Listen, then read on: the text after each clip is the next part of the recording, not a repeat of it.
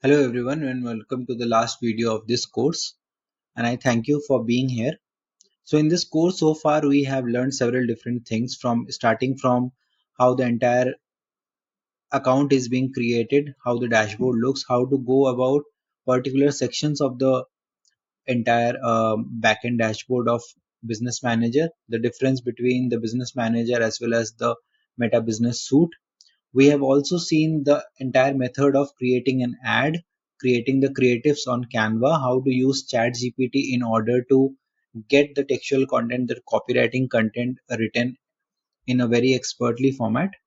We have also figured out the ways to manage the commerce segment, the commerce manager segment, how we can upload the products either via WooCommerce, Shopify, or even via uploading the data sets. We have also understood the methods of creating the audiences and one very important logic, the strategy to create an overlapping audience, or basically the audience layering, which we learned in the saved audience as well. So I hope this all details, all of the concepts are clear to you.